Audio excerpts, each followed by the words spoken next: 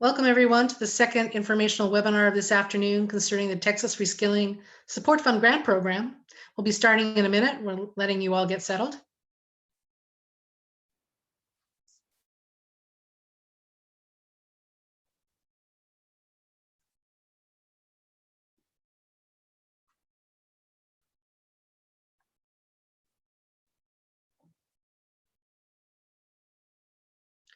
All right, good afternoon, everyone. I'm Sherry Rannis. I'm a program director with the Texas Higher Education Coordinating Board. We're very excited to have you join us this afternoon for this informational webinar on the Texas Reskilling Support Fund Grant Program. This presentation, this informational webinar, is tailored to speak to those institutions that have received funding in round one and are interested in potentially applying again for round two, but all are welcome. If this is the time and the opportunity for you to learn about the program, we welcome you all. A few housekeeping notes. You are in a Zoom webinar setting and your cameras and your microphones have been disabled. If you have a question, please use the question and answer box. Your chat box has also been disabled. You can monitor other people's questions and yours through that Q&A box. We'll be monitoring your questions and addressing them during the presentation. If we can, in fact, we'll be answering them in real time. We'll also spend time at the end of this session with an open question period. We'll also address questions that weren't answered previous to the question period. The presentation is being recorded and it will be posted on the THECB YouTube channel. The PowerPoint presentation that you'll see is also going to be available on THECB's Reskilling webpage following this afternoon's meeting. We believe it'll be posted by this morning.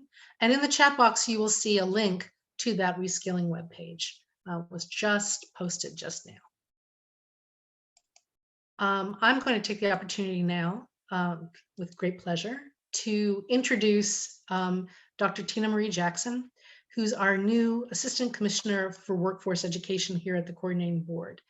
Dr. Jackson joined us in early December. Previously, she served as District Director of Developmental Education at Collin College and has had other positions such as statewide coordinator of community college programs at the University of Texas, Austin, and served as Associate Dean of STEM at Dallas College. So we are very excited to have her on board with us. This reskilling effort is part of her portfolio. Dr. Jackson, I'll turn it over to you. Thank you, Dr. Rannis. I appreciate you so much.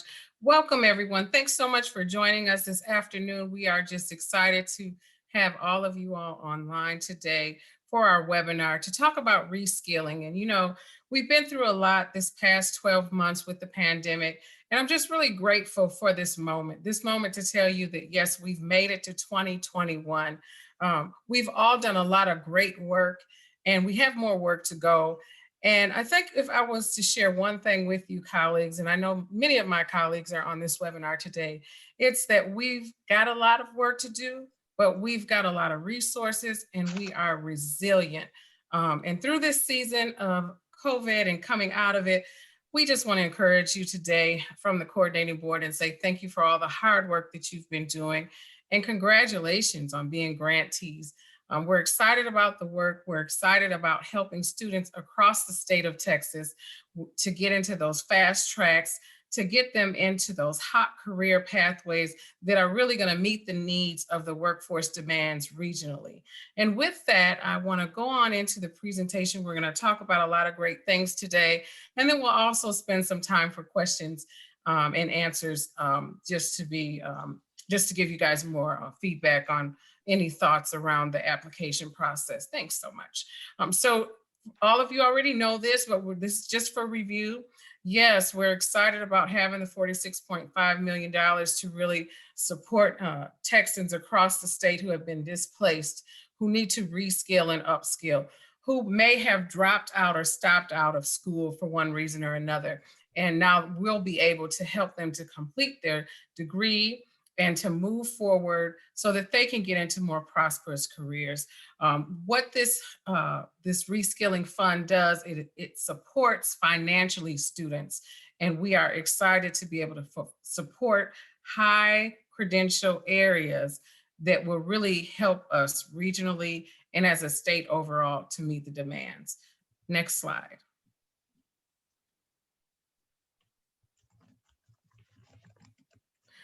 So, as you know, this competition round 2 will be open to 2 and 4-year institutions. Funds will be used exclusively for tuition and fees, and grants must be extended by the end of the grant period, which is February 15th, 2022. And we are being very specific in helping students to meet the needs to be able to complete their degrees, and that's what we're expecting the funds to be used for. Next slide.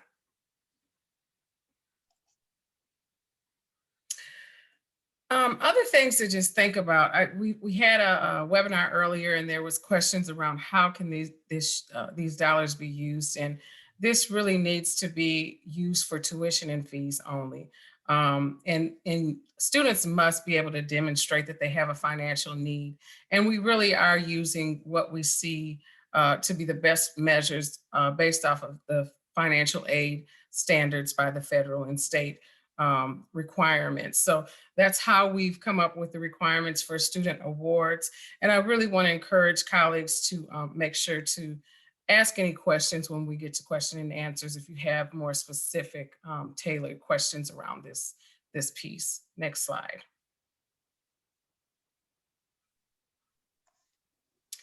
And I am going to turn it over to my colleague. I think this is Dr. Raina's slide. Hi, everyone. Once again, we are excited at the opportunity that we have the opportunity to offer a round 2 for the Texas Reskilling Support Grant Fund program. It is a privilege to have gone through round 1 with you, many of you, and we're hoping that you will consider round 2. This slide is crafted to respond to sort of the basic question, like, what's different this time? The thing looks awfully familiar, and it should, but there's some things that really quite important, we think, for you to keep in mind, and we want to encourage you to consider. First, as round 1 grantees, obviously, that's why we're having this informational webinar, you are eligible to apply for round 2. It is a fact that public higher education institutions that are not round 1 grantees will receive priority consideration in round 2, but we do not want to dissuade round 1 grantees from applying again. As you saw, and you know, $46.5 million is a lot of money. We have a lot of funding. And we know that many of you sort of put your toe in the water in the first round and are thinking now about how you might be able to support more students. We do not want you to be dissuaded from applying simply because you had a round 1 grant. And to be more specific about that, as round 1 grantees, you can apply only once for round 2, but if you are an individual institution, you can apply again for an individual grant. If you are a consortium member, you can apply as part of your consortium or as a single institution, as long as you only apply once. And you, as a single institution that received an institutional grant, if you decide to join a consortium or partnership for round 2, that's also absolutely fine, but you may only apply once. So you have freedom to choose whether or not you are going to apply again as a single institution, as part of an existing consortium partnership, or as part of a new consortium partnership. All of those things are fine with us. The requirements for round 1 that you have agreed to through your contract with the coordinating board are not changed by the requirements for round 2. In other words, round 1 is not retroactively changed by what is different in round 2. But there are some things that are different in round 2, and that's what we want to make sure to get across with you. Eligible students are defined slightly different in round 2. And round 2 has a different calendar of reporting dates and a grant period than round 1. So those are the 3 major elements that are different. We'll talk about that in more detail in just a second as we go on to the next slide, please. Okay. This should look familiar to those of you who worked through round 1. These are the requirements for eligible students. And you'll see that for the most part, almost all of them are the same criteria as before.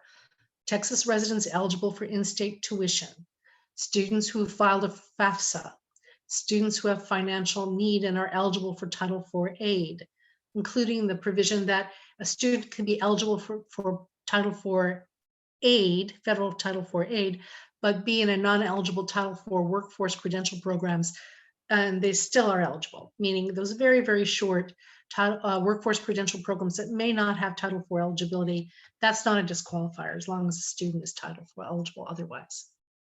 Students have to affirm that they were affected by COVID-19. Institutions, you must establish your own process for making that determination. Students have to enroll as an eligible undergraduate or short-term workforce credential program, and they can be enrolling either full-time or part-time. And here are the two key pieces, one with a little bit of a twist from last time.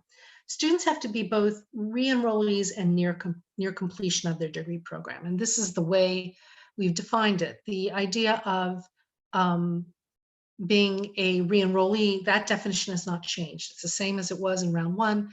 Students who have not been enrolled in an accredited post-secondary institution in the previous academic or long semester or previous 6 months, and students who are near completion. And this is the change.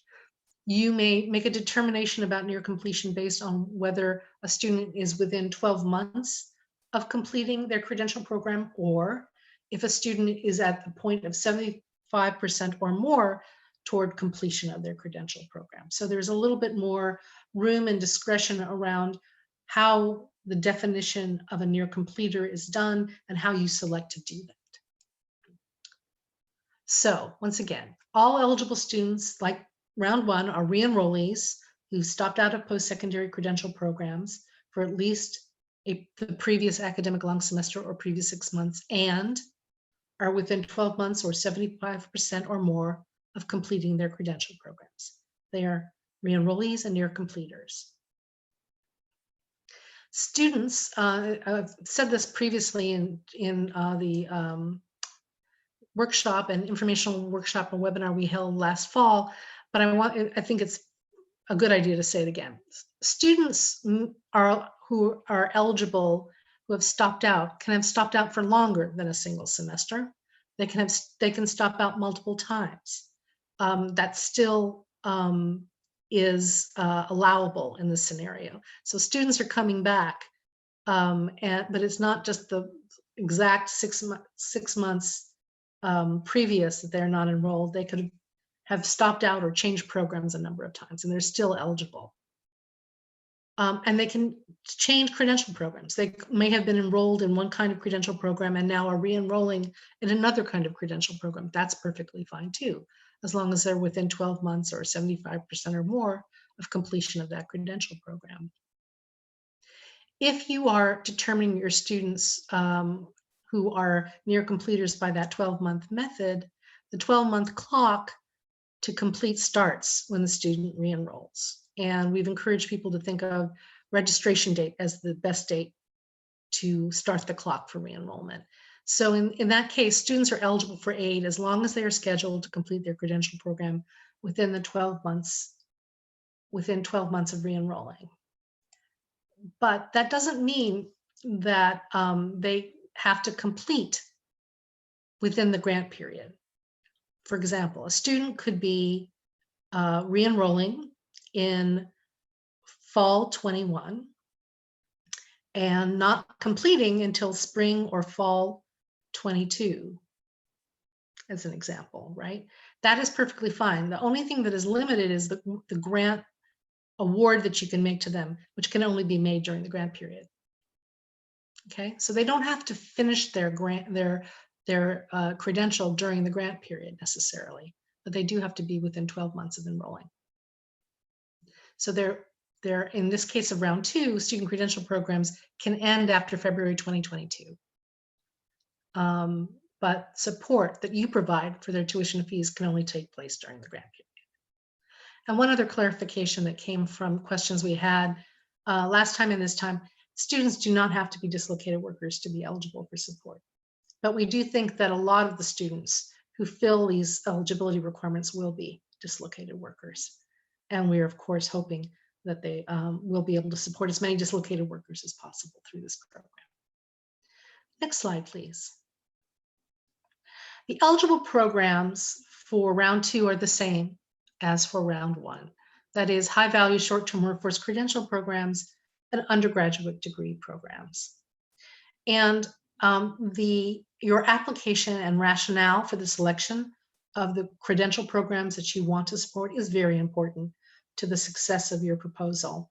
For those of you who received awards, we determined that you gave us a clear and robust explanation of what you decided to do, and that it was grounded in data and research and consultations with regional employers, workforce development boards, and other actors in your region. We'll talk about the resources available to help make that case in a minute, but it is really important to note that this is one of the crucial aspects of this application, and the whole purpose of this activity is to have an institution make a decision in terms on behalf of the economic welfare and the welfare of its students in its region. One other quick mention here, it says high value short-term workforce credential programs of fewer than 60 semester credit hours is the definition in this first group of programs. That also means 60 semester credit hours or the equivalent amount of CEUs or continuing education programs, because we know that a lot of short-term programs actually are housed in continuing education. Next slide, please. So here's our chart of grant requests. You'll see that it is the same as last time. Basically, an institution pledges a certain number of students will be supported during the grant period, and the award size is accordingly what it is: 1.5 million, 750,000, 300,000, or 112,500. Minimum is the important word to notice in that second column, because you are certainly allowed to support more than this minimum amount of students during the course of the grant period. But we are trying to get an estimate of how many students will be impacted, and we're hoping that you will adhere to the pledge of the minimum number of students supported. The minimum number of students supported is an unduplicated number of students supported during the grant period, right? And that means that, again, students could will be counted once, but you could pick up students in every semester and term who were not supported as long as they're supported the term before, as long as they're re-enrolling. And this is also where the notion of partnership and consortia kick in a little bit in terms of composing a grant request. In our first round, we were able to support 3 different consortia. We were excited about that, and we're still excited yet again, hoping that institutions will consider partnerships and the formation of a consortium. In this particular case, each institution in a consortium or partnership would select the minimum number of students that they want to support, and then that award size would be tallied. The lead grant holder can request an award size based on numbers of students supported, but in addition, a supplemental award that we'll talk about on the next slide in a minute. Each partner or institution then will tally or add together their respective award requests, and there'll be a total award request, which could end up being really quite large if you think about it. If everyone goes for the maximum award size in a consortia, it could be many millions of dollars. But the maximum size of an award per institution will be $1.550,000, because the supplemental award is $50,000. Okay, so a little bit more about the supplemental award. Next slide, please. As I said, the lead institution for the partnership or consortia can request a supplemental award, which would be in addition to their main award that covers tuition and fees for their students. And that award can be used for student tuition and fees, for adding more students to your numbers, marketing, training across institutions, institutional research activities. Some institutions proposed advisory support to make sure that they could recruit students and guide them through this process. All of those things are good things. The only thing to be cautious about is because this is, in particular, because this is federal dollars, the use of supplemental awards have to be to supplement and not supplant the use of existing funds from federal, state, local, or institutional resources. That's in the RFA section 6.2.2. It's a very important point, meaning you cannot have someone on your staff who you're already paying through another source switch gears and all of a sudden start working on this effort um, and still pay them from that other source.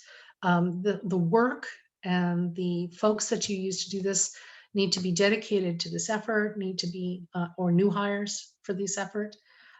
So the supplanting versus supplemental idea is a really important one, something to keep in mind when you're thinking about the use of the $50,000.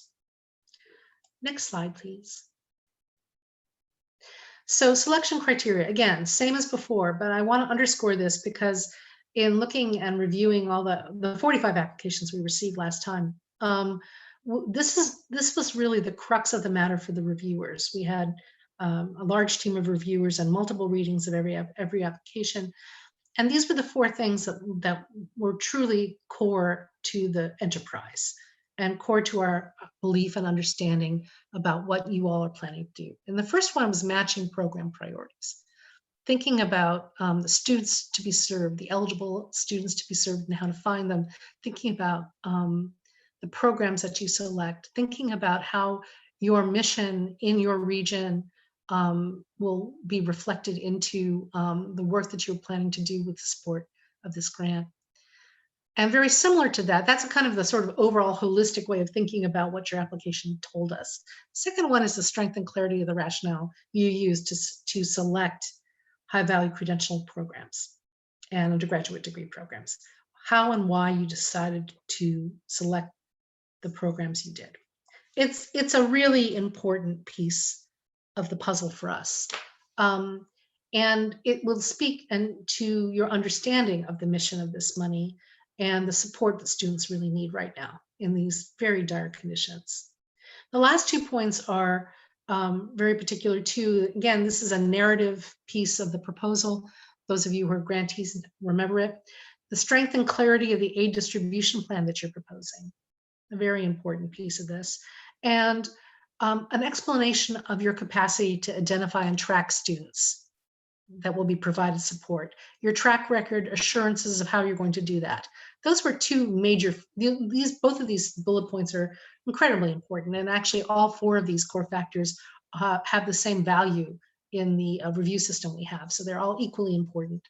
But really, I think the heart of the matter when it comes to the application. Next slide, please. There are additional selection criteria for those of you who are grantees, you're well and familiar. Again, these are the same as last time. They all have a variety of different bonus points associated with them. We give you an opportunity to give us compelling additional information on the COVID-19 related needs of students and plans for outreach to prospective students. Not all institutions took that to heart, and a lot of folks gave us some pretty rote sort of language about need. But the really compelling cases where the institution had been doing thoughtful thinking and research around what was going on with their students was extraordinarily compelling and worthy of extra points. Second, because this is emergency money, again, the heart of the matter is the education emergency we're experiencing, a plan of action to deploy funds rapidly, a portrayal of your commitment to try to get the dollars out the door quickly. Adds points to your review of your application. As mentioned, the establishment or expansion of partnerships or consortia with other public higher education institutions gets you a mess of points. It's something that we're very, very excited to see and want to see more of. And finally, if your institution has 30% or more enrolled students that hold at-risk status, there's a box to check on the proposal which says yes or no to that. And we define at-risk as we do in the THECB Almanac, which is students who receive Pell Grants, students who graduated with a GED, students who are 20 years or older when they first enter college, students who started as part-time students and are taking fewer than 12 hours or have an SAT, ACT score less than the national average. So those are the criteria there. That is in the RFA. We did get this question a couple of times.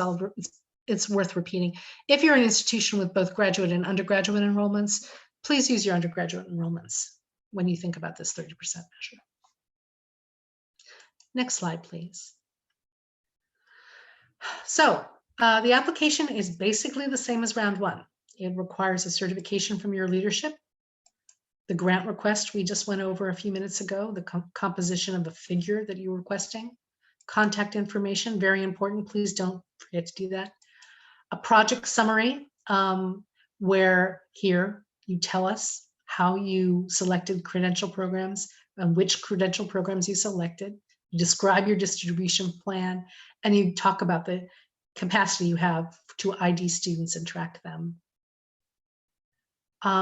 What's very important in this, and I think the lion's share of applicants did this, but it's, again, bears repeating, is in terms of identifying the credential programs that you've selected, we very much need you to give us the name and the zip code for that program. And if you're going to be suggesting that you'll support short-term, high-value workforce credentials, I mean, really short-term ones, be sure to use the categories of credentials as they're listed in the GIPWE, Guidance for Instructions for Post-Secondary Workforce Education, to provide that credential. And be sure also, if they're credit converting or stackable to a credit-bearing program, short-term programs, which we encourage, give us the name and zip code of the credit-bearing program that shorter program connects to or links with. So we really do need to know which programs you're thinking about and how to think about them, how you think about them. Next slide, please. Description of applicants. Now, we were a little surprised in round one. A lot of folks did not take advantage of this particular section where we ask you to sort of tell us why you're doing this.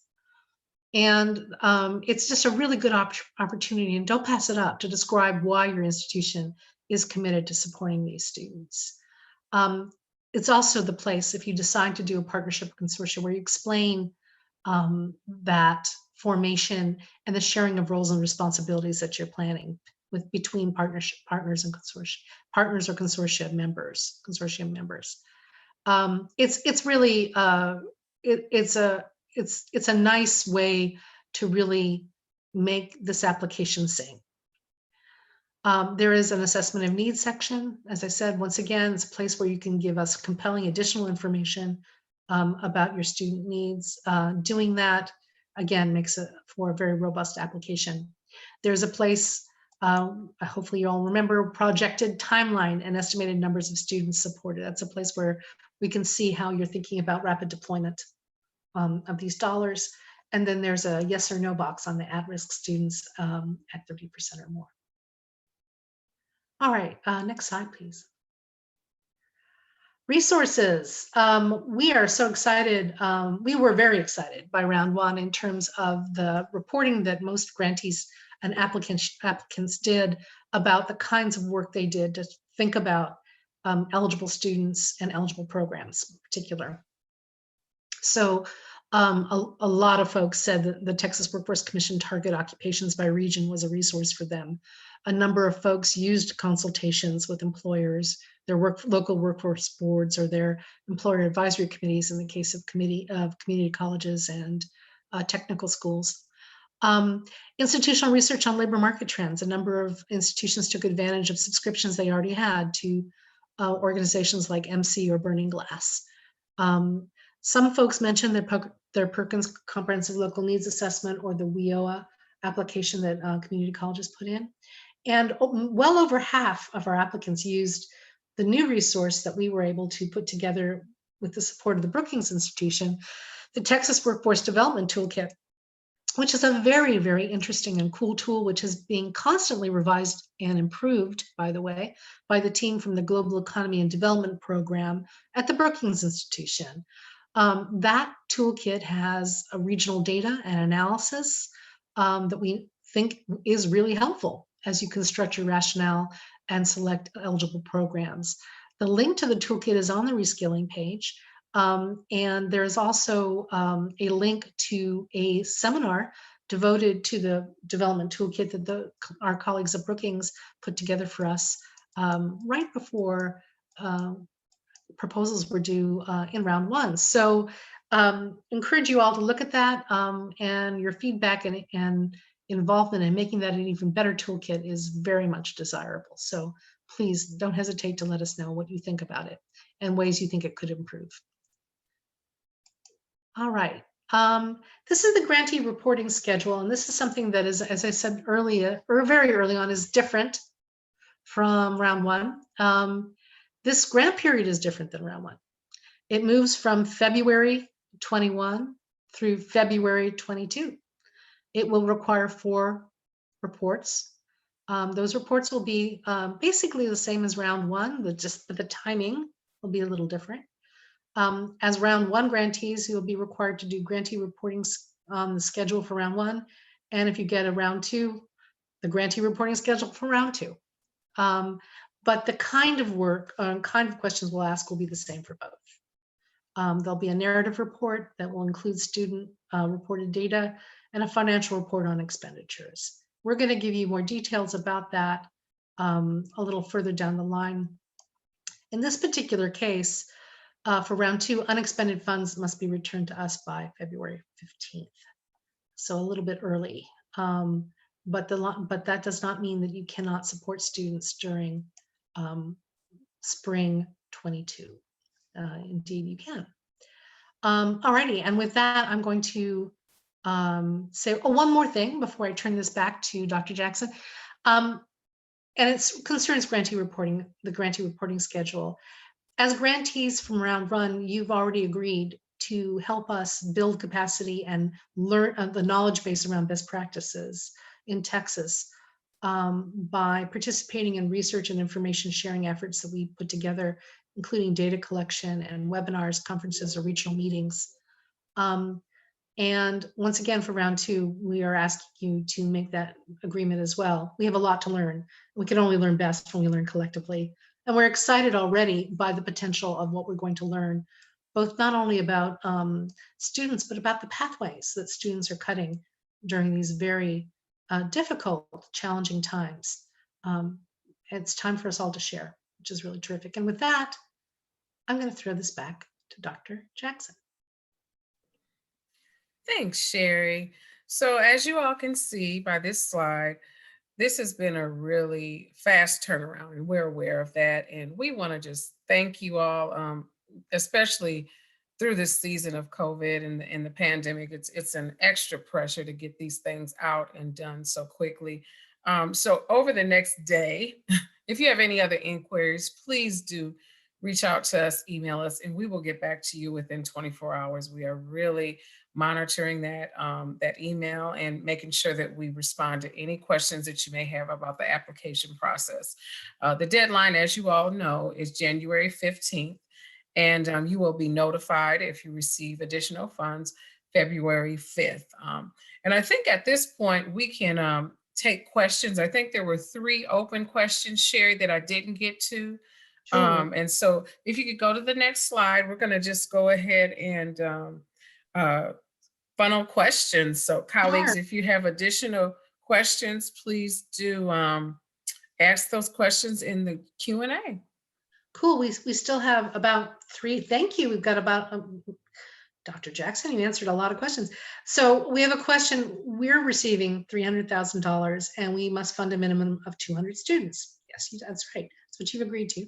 What if we only award 150 students by the end of the grant period? Do we owe money back? And the answer is yeah, you would be returning the money to us.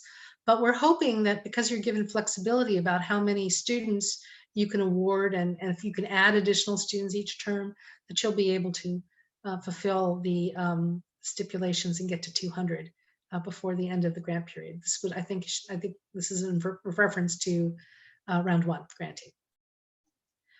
Cool. Next question. When will round 1 program narrative and fiscal report parameters be available to awardees? Very soon. We're composing those as we speak. Great question. Thank you. And we're going to be, in fact, designing the reports so that they'll hopefully be as minimally invasive, minimally time consuming as possible, but they're also informative. So we're going to cut that line as carefully as we can, because you do already do, as an institution, a public institution, do a lot of reporting every year, data reporting on the student level in particular. And so we're very, very cognizant of that. And we want to make sure that it's not an undue burden on you, and yet is informative and helpful to all of us. So very soon, I would imagine within the next 2 months, well before the June deadline for round one grantees. Next question. This is what a clever question. I'm not sure how to address it. Since the questions are the same as last round, would there be a reason we couldn't submit the same answers? Well, yeah, I think so. You'd want to make that determination, I would think. I don't know. As someone who's been both a grant maker and a grant seeker throughout my career, I've always thought that I could always improve on any application I put in or constructed. So I'm imagining that both with the time period change of the grant period being a different set of terms, and also with whatever information you've learned and things you've learned going through round one, and thinking about and calculating how many students you can support, that you'll have more insight or have some different ideas that you may want to include different programs, more students, fewer students this round. But nevertheless, I'm imagining that there's all sorts of incentives to amplify or change your answers. But again, it's up to you as a applicant. All right. So yeah, really great question. So if the same student needs $2,500 spring, summer, and fall, can the funds be awarded? Well, as long as it's not above their estimated need, yeah, technically, absolutely. If you're a high cost institution, and $7,500 award certainly is possible, I would imagine. But again, that's very much based on the circumstances. Do look very carefully and make sure that you're adhering to the eligibility requirements and the award size requirements in the RFA. Okay, next question. So this is, I'm going to actually skip one question. I'll come back to it in a minute. Round two recipients could not have been awarded from round one, assuming that our institution was awarded round two. Really good question. So I would imagine we are thinking that if you are a round one grantee and you're applying for round two, you want to support more students than you're already supporting under round one. So that would suggest that indeed your round two recipients and your round one recipients are different people. Now, I can see some scenarios where that may not be the case, and it'll be perfectly fine. So for example, in round one, you support someone in this spring term 21, and that person stops out again, but they come back in January 22. Well, I think that person would be eligible for round one. It's like kind of a start over, do over, and they have been a stop out for the appropriate amount of time. So I think it's a little bit of a tricky question, but I'm hoping that you understand the gist of it. The idea is that pretty much we're thinking it'll be a different group of students.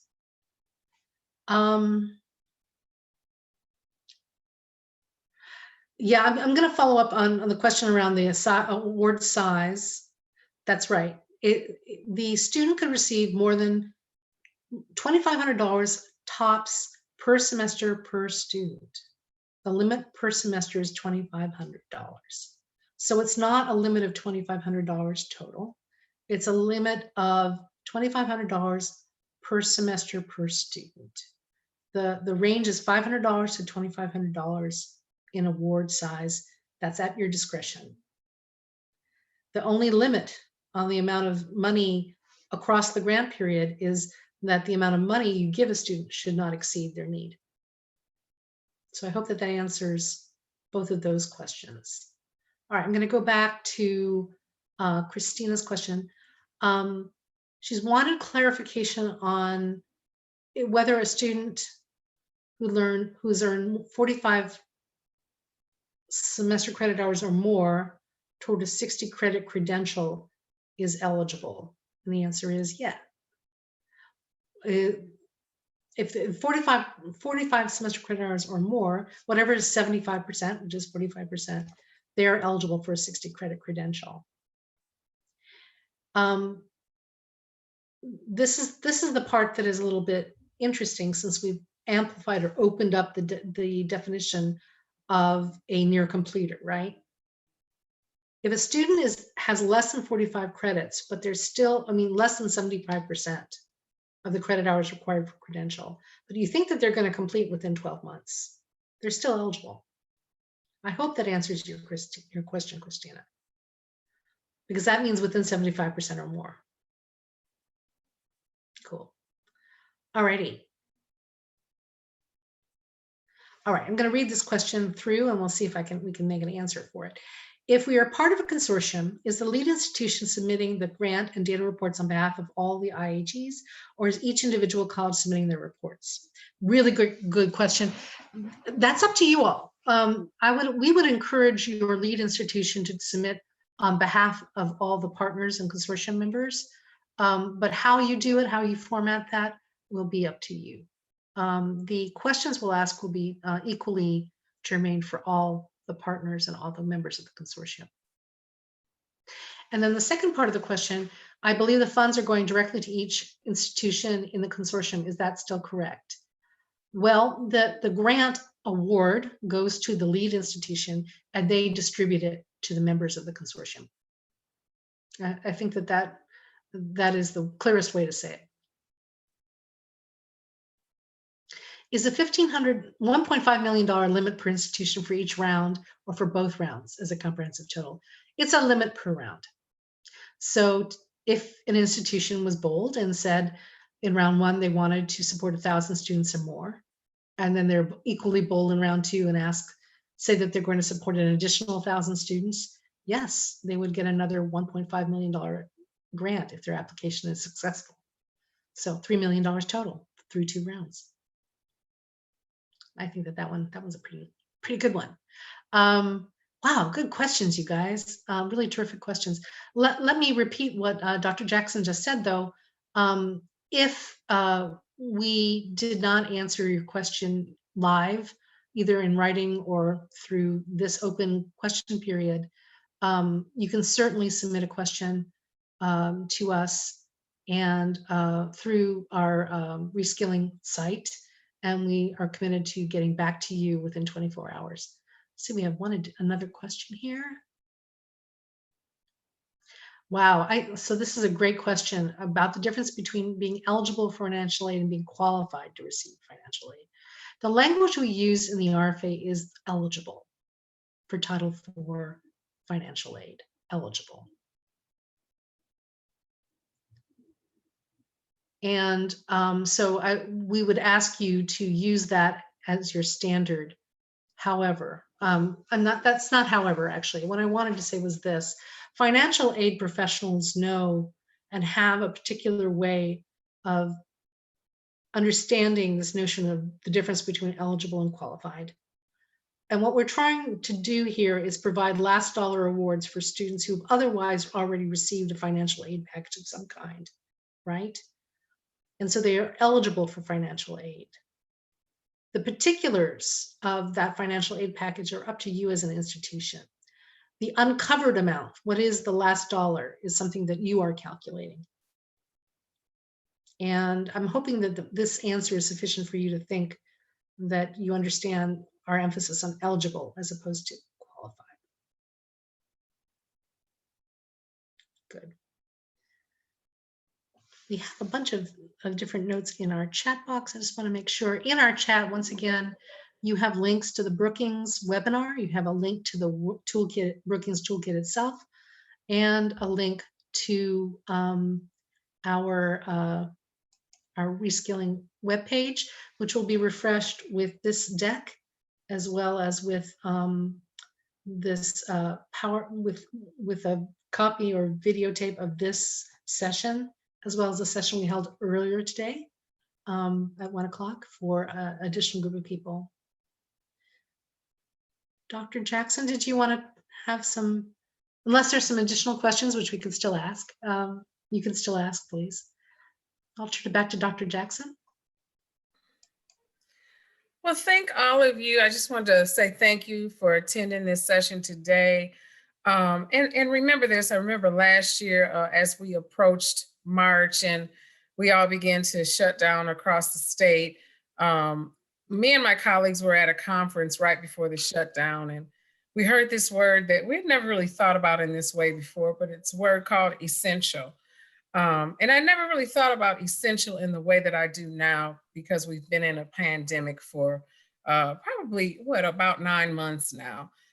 Remember that you really are essential, colleagues, and that we cannot do this work without you. Your work is essential. We value you. We are so grateful for all of the service that you're providing.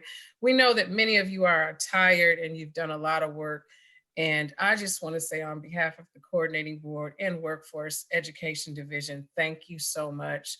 And if you have any questions about the application or you would just like to, get some things clarified, please feel free to reach out to us and we will do our best to respond as soon as we can. Enjoy your afternoon and we look forward to connecting with all of you in February. Take care and have a good evening.